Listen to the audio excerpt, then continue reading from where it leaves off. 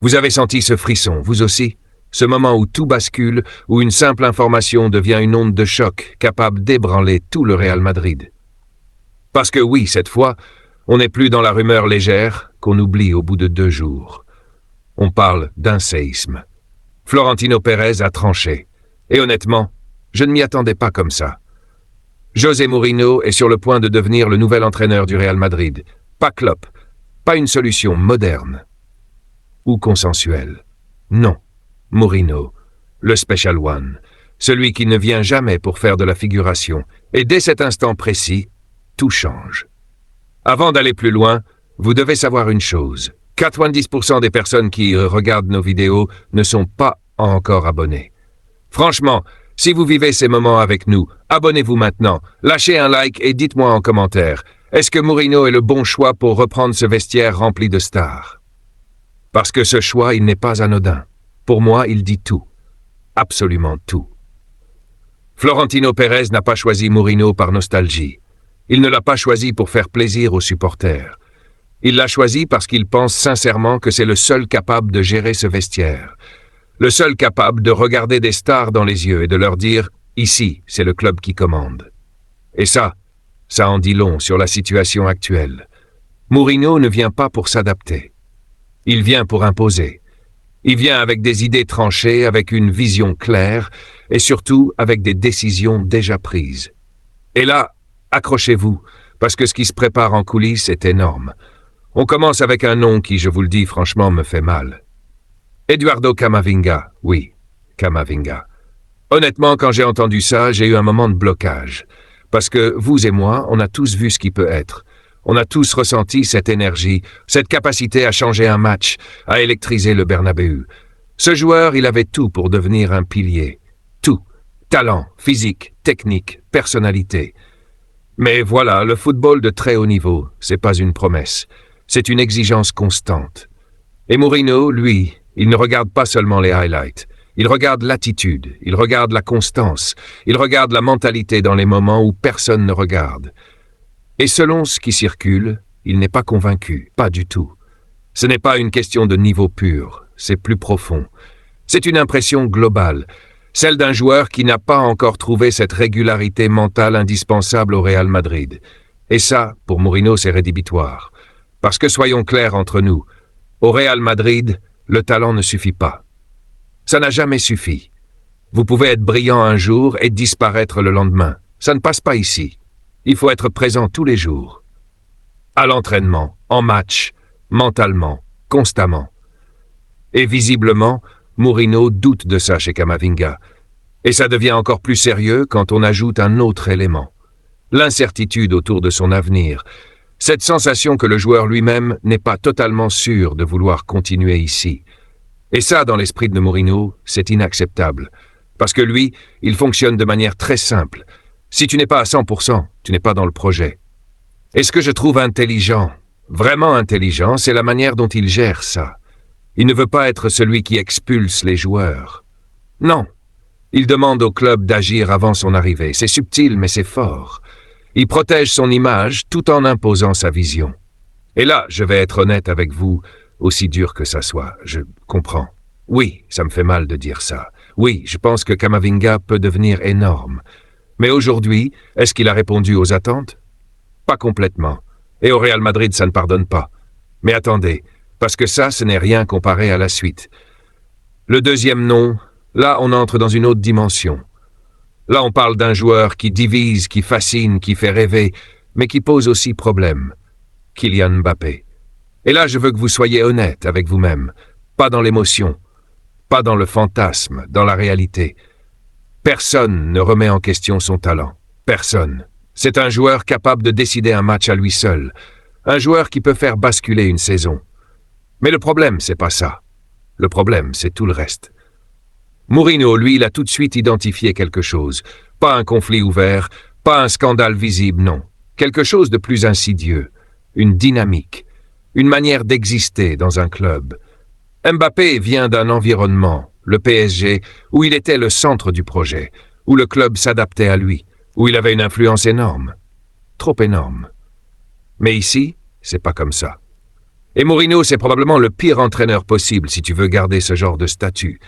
Parce que lui, il ne négocie pas avec les égaux. Il les cadre, il les confronte, il les remet à leur place si nécessaire. Et selon les informations, le message est clair. Très clair. Mbappé doit changer. Pas son football, pas son talent, sa mentalité. Il doit accepter qu'il est un joueur parmi d'autres. Il doit comprendre qu'il ne décide pas des recrues, qu'il ne choisit pas les entraîneurs, qu'il ne dirige pas le club. Et ça, c'est un tournant. Parce que pour la première fois, quelqu'un met une vraie limite. Une vraie condition. Et moi, je vais vous dire ce que je pense. Je suis d'accord. Oui, c'est risqué. Oui, tu touches à un joueur qui peut te gagner la Ligue des Champions, mais si tu perds ton équilibre collectif, tu perds tout.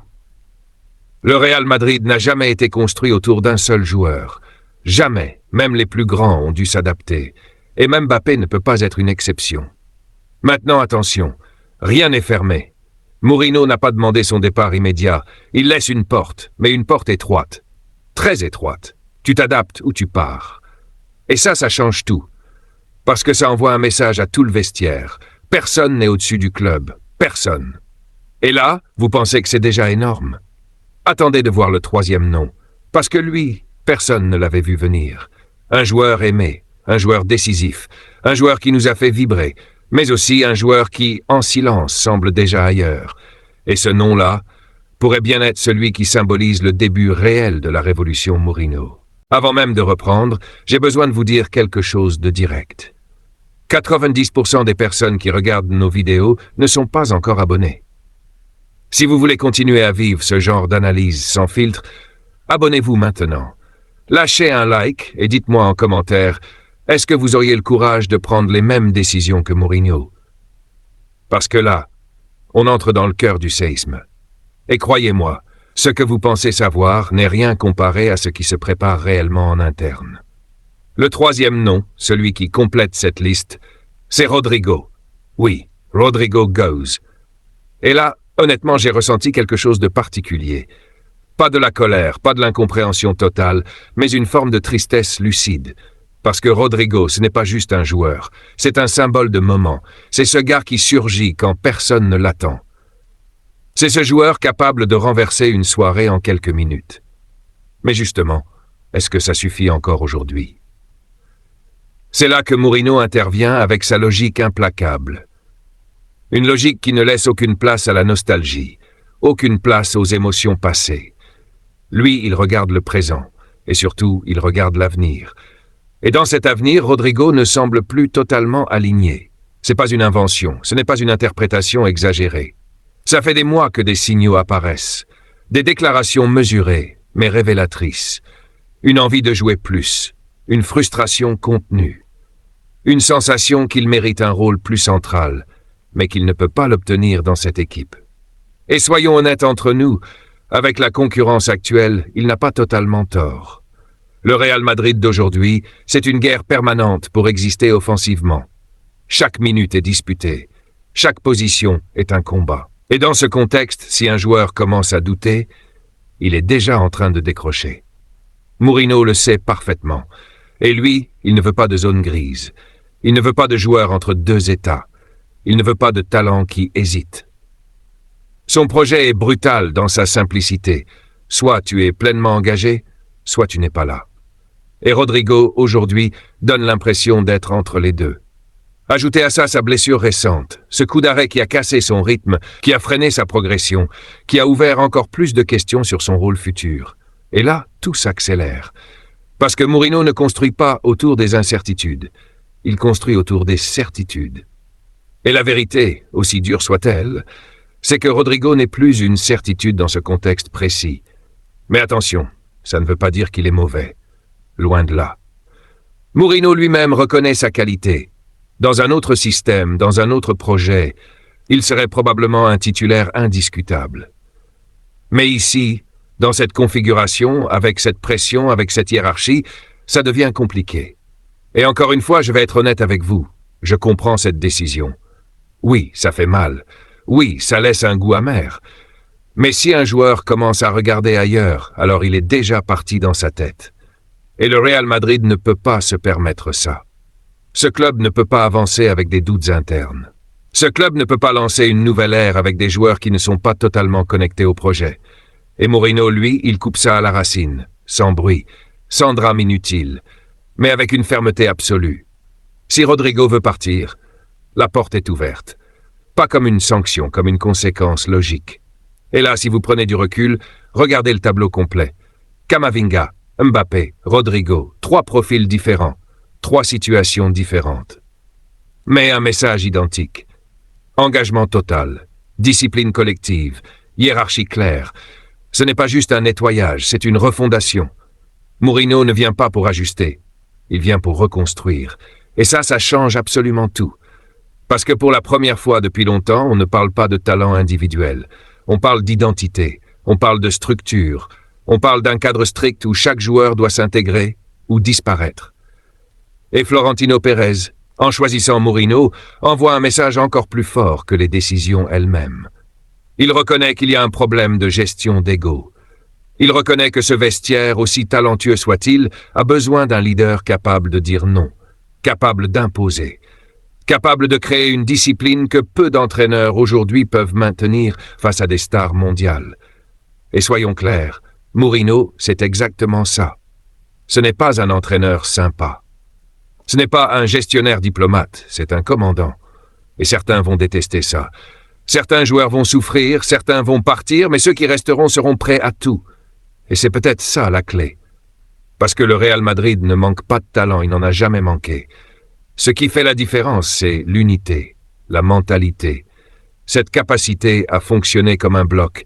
Et Mourinho veut ramener ça, à sa manière, avec ses méthodes, avec son autorité. Mais attendez, parce que ce que je vous ai raconté jusqu'ici, c'est encore que la surface. Parce qu'en interne, d'autres mouvements sont déjà évoqués, moins médiatisés, moins choquants, mais tout aussi importants dans la construction de cette nouvelle équipe. Des départs secondaires, des ajustements précis, des profils ciblés pour correspondre exactement à la vision du coach. Et là, on commence à comprendre quelque chose d'essentiel. Ce projet est déjà en marche. Ce n'est pas une idée, ce n'est pas une possibilité, c'est une réalité en train de se construire. Et le plus impressionnant, c'est la cohérence de l'ensemble. Chaque décision s'aligne, chaque choix a du sens, chaque mouvement répond à une logique claire. Et ça, honnêtement, ça faisait longtemps qu'on n'avait pas vu ça avec une telle intensité. Mais la vraie question maintenant, c'est jusqu'où ça va aller. Parce que si Mourinho commence comme ça, imaginez la suite. Imaginez les tensions, imaginez les réactions dans le vestiaire, imaginez les premiers matchs avec cette pression énorme, cette attente, ce besoin immédiat de résultats. Et surtout, imaginez ce qui se passera si certains cadres refusent de se plier. Parce que oui, tout le monde ne va pas accepter. Et c'est là que la véritable bataille va commencer. Et c'est là que tout se joue. Pas dans les rumeurs, pas dans les déclarations, pas dans les fantasmes de mercato, mais dans la réalité brute d'un vestiaire qui va devoir se regarder dans les yeux. Parce que l'arrivée de José Mourinho, ce n'est pas juste un changement d'entraîneur, c'est une prise de pouvoir, une reprise en main totale, une remise à zéro de tout ce que vous pensiez acquis. Honnêtement, si vous avez déjà vécu un vestiaire sous tension, vous savez exactement de quoi je parle. Ce moment où chacun comprend que plus rien ne sera comme avant, où les privilèges disparaissent, où les statuts se fissurent, où les regards deviennent lourds de sens. Et Mourinho, c'est l'homme parfait pour provoquer ce genre de secousse, parce qu'il ne va pas demander la permission, il ne va pas négocier avec les habitudes, il ne va pas s'adapter à un système déjà en place, il va imposer le sien. Et ça, pour moi, c'est exactement ce dont ce Real Madrid avait besoin. Mais attention, ça ne veut pas dire que tout va être simple. Bien au contraire.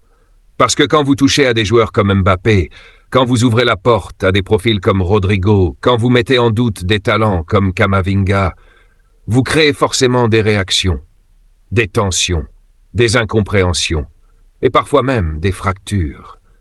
La vraie question, c'est pas est-ce que Mourinho a raison. La vraie question, c'est est-ce que le vestiaire est prêt à accepter ça? Et là, je vais être très clair avec vous. Je pense que tout va dépendre des premières semaines, des premiers entraînements, des premiers choix forts. Mourinho va tester, observer, provoquer. Il va volontairement mettre certains joueurs face à leurs limites. C'est sa méthode. Il va chercher les leaders, les vrais, ceux qui ne parlent pas seulement devant les caméras, mais qui assument dans les moments difficiles. Et à partir de là, il va construire. Pas autour des noms, autour des comportements. Et ça peut tout changer. Parce que si certains joueurs répondent présents, si certains prennent cette exigence comme un défi, alors ce Real Madrid peut redevenir une machine. Une vraie. Pas seulement brillante individuellement, mais redoutable collectivement. Mais si ça casse, si certains refusent, si des clans se créent, alors là, on entre dans un scénario totalement différent. Un scénario de conflit, de rupture, de reconstruction dans la douleur. Et Mourinho, on le sait, n'a jamais fui ce genre de situation. Il l'affronte, il la provoque même parfois, parce qu'il préfère un conflit clair à une hypocrisie silencieuse. Et quelque part, je respecte ça, parce que soyons honnêtes une seconde, ce vestiaire avait besoin d'être secoué. Trop de confort, trop de certitude, trop de statuts intouchables. Le Real Madrid, ce n'est pas ça. Le Real Madrid, c'est l'exigence permanente. C'est la pression constante, c'est l'obligation de se réinventer chaque saison. Et Mourinho incarne ça, avec ses excès, oui, avec ses méthodes dures parfois, mais aussi avec une capacité unique à transformer un groupe en armée. Et c'est exactement ce que Florentino Pérez est allé chercher.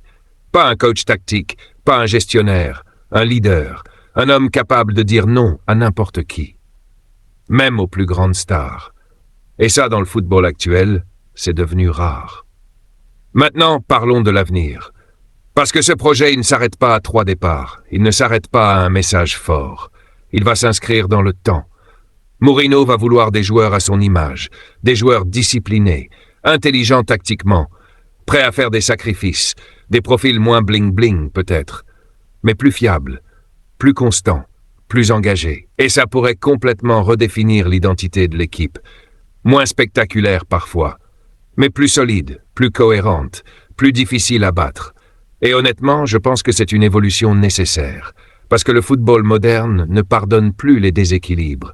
Vous pouvez avoir les meilleurs joueurs du monde. Si votre collectif n'est pas structuré, vous tombez. Et le Real Madrid l'a appris, parfois à ses dépens. Alors oui, ce virage est risqué. Oui, il peut échouer. Oui, il peut créer des tensions énormes. Mais il a aussi un potentiel énorme, celui de redonner une identité claire, une direction, une force mentale. Et ça vaut tous les risques. Maintenant, je vais vous dire ce que je pense, sans filtre. Je préfère 1000 fois ce genre de projet, à une continuité molle. Je préfère un entraîneur qui dérange, qui bouscule, qui impose, plutôt qu'un coach qui s'adapte à tout et ne change rien. Parce que le Real Madrid n'est pas un club comme les autres. Il doit pas suivre, il doit imposer. Et Mourinho, qu'on l'aime ou qu'on le déteste, fait exactement ça.